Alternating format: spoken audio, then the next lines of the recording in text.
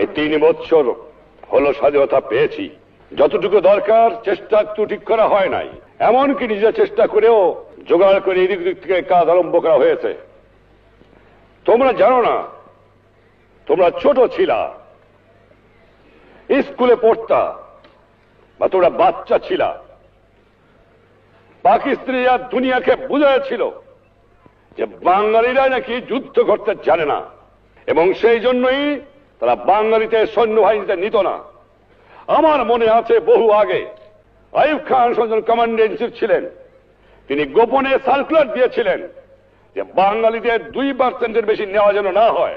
সে কাগজ আমি যেভাবে হয় পেয়ে যাই, তার তাই নিয়ে আমি তোড়পাড় শুরু করি।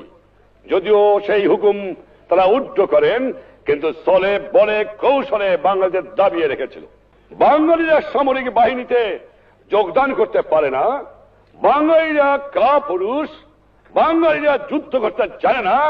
পাকিস্তানের সৈন্যরা বাংলার মাটিতে দেখে গেছে যে কেমন করে বাঙালিরা যুদ্ধ করতে পারে, এবং মুক্তি বাহিনীর ভয়তে তাদের বড় বড় শক্তিওয়ালা বুড়িওয়ালাদের জান শেষ হয়ে গিয়েছিল। এই ক্যান্টনমেন্টে বাঙালিদের স্থান ছিল না। যাওয়ার সময় বাঙালিদের রাস্তায় অপমান করা হতো।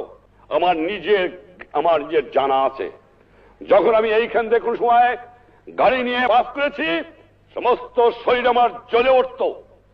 আমি প্রতিজ্ঞা করেছিলাম যে দুশ্মনদের বাংলার মাঝ থেকে উৎখাত করতে হবে।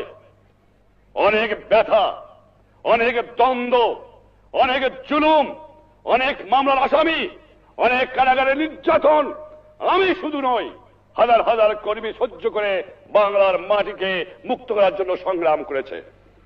তোমাদের মনে রাখা দরকার, দেশ যখন আমার আছে, মাটি যখন আমার আছে, বাংলার সোনার মানুষ যখন আছে, যদি আমরা সোনার ছেলে পয়দা করতে পারি, ইনশাআল্লাহ আমার যে স্বপ্ন সোনার বাংলা তা একদিন হবে।